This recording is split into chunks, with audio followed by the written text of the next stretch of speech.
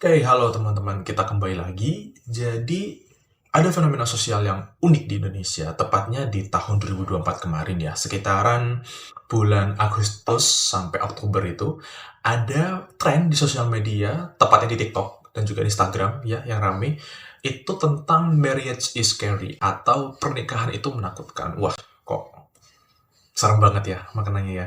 Nah, sehingga memunculkan sebuah pertanyaan, apakah tren ini yang pada akhirnya mendorong anak muda di Indonesia tuh malas menikah? Well, kenapa fenomena ini bisa terjadi begitu ya kan? Nah, dalam video ini kita akan bahas. Saya Emran Hanif, selamat datang di channel Dystopia Indonesia.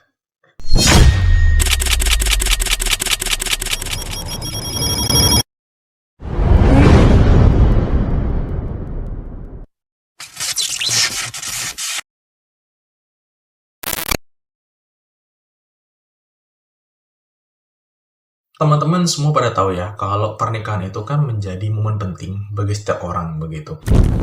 Ya nggak cuma itu, pernikahan kan juga menjadi sebuah tempat untuk menyatukan cinta secara sah ya, oleh agama ataupun oleh hukum begitu.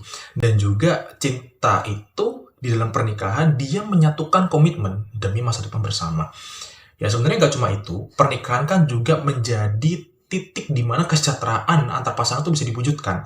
Ya nggak cuma kesejahteraan yang bersifat material seperti ekonomi, ya kan, tetapi juga kesejahteraan bagaimana di dalam pasangan itu sendiri, begitu ya kan. Nah, kalau misalkan kita melihat hasil penelitian dari Lenny Kendawati bersama Frederick tentang hubungan kualitas pernikahan dengan kebahagiaan dan kepuasan hidup pribadi melalui studi kasus individu di Bandung tahun 2019, dijelaskan bahwa kepuasan hidup seseorang itu lebih bahagia ketika seseorang itu sudah menikah. Ya, nggak cuma itu ya kan. Kita tahu bahwasanya kalau misalkan pasangan kalian penuh support, penuh kasih sayang, tulus, dan segala macamnya, ya gimana seorang itu nggak bahagia ya kan. Kalau misalkan teman-teman juga merasa capek ya kan, suntuk, ya pasangan menjadi tempat terbaik lah untuk bercerita ya kan, meluapkan semua kekesalan itu. Dan itulah kenapa yang menjadi hal penting bahwasanya pernikahan itu membawa kebahagiaan setiap orang.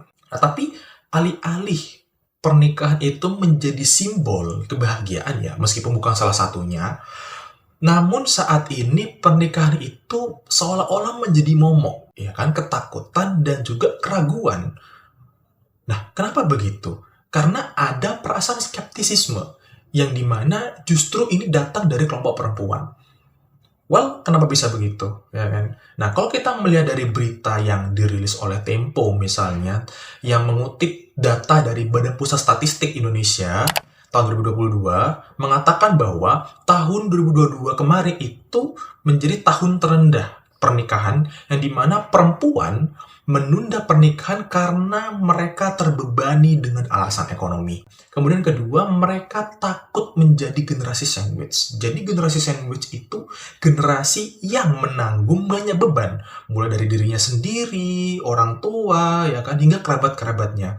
Nah ya, nggak cuma itu sih. Kalau kita melihat dari CNBC Indonesia, menyebut bahwa pernikahan di Indonesia yang semakin rendah itu juga disebabkan karena kekhawatiran tidak bisa bekerja setelah menikah itu.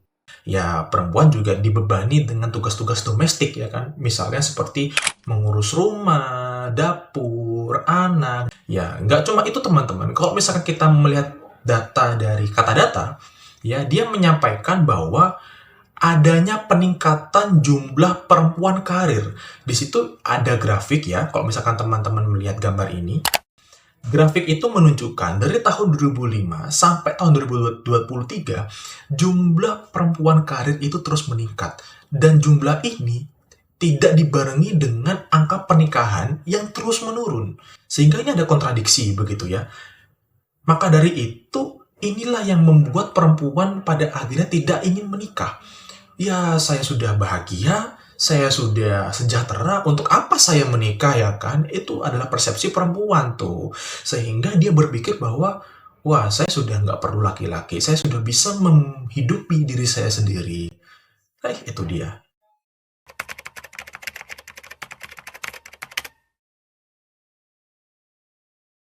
Nah, kalau misalkan kita kembali lagi pada kasus Marriage is Scary tadi, yang dimana adalah sebuah tren tahun 2024 di Indonesia, sebenarnya ini bukan sebuah semata-mata tren biasa yang tiba-tiba muncul, tetapi ini adalah sebuah simbol di mana masyarakat sudah mulai sadar, yang pertama. Kemudian yang kedua, ada perubahan nilai di masyarakat terkait pernikahan itu bukan sebuah tolak ukur utama untuk mencapai kebahagiaan itu sendiri. Ya, selain itu juga ada faktor pendukungnya juga sih, terkait banyaknya kasus-kasus kekerasan berbasis gender di Indonesia. Kita bisa lihat sekarang banyak banget kasus KDRT ya yang menewaskan perempuan-perempuan di sana, begitu. Hal tersebut juga didorong dengan adanya budaya patriarki yang juga memperkuat ketakutan setiap perempuan, teman-teman. Sehingga Marriage is Scary tadi itu menjadi relevan. Kenapa dia tidak hanya semata-mata dipandang sebagai tren biasa. Meskipun Marriage is Scary itu menjadi sebuah antitesa yang menolak pernikahan itu sebagai institusi yang menjamin kebahagiaan, hal tersebut tidak berlaku sebenarnya kepada pasangan yang menerapkan feminisme dalam pernikahan. Well, buat teman-teman yang belum tahu feminisme itu apa, feminisme itu sebuah ideologi yang menjamin kesetaraan gender tanpa adanya diskriminasi. Ya, meskipun dalam teorinya, feminisme itu sering kali menolak pernikahan sebagai institusi yang menjamin kebahagiaan dan ramah terhadap perempuan.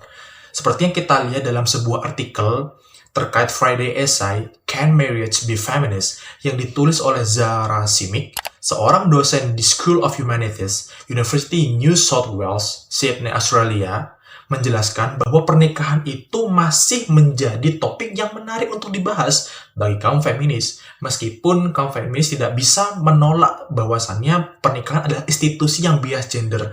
Tetapi pernikahan itu perlu didefinisikan ulang.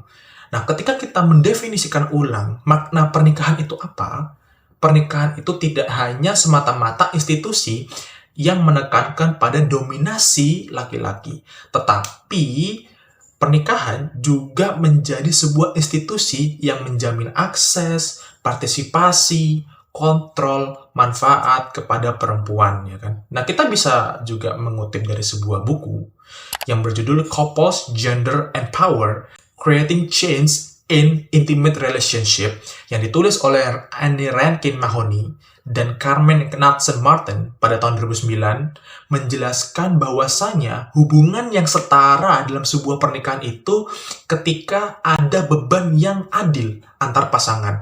Selain itu, pasangan itu juga bisa menjamin adanya keputusan yang adil. Nah, ketika kita mengetahui dalam pasangan yang harmonis begitu, ya kan, perlu adanya penyelesaian masalah yang diselesaikan dengan kepala dingin begitu, tidak menggunakan emosi dan ego masing-masing.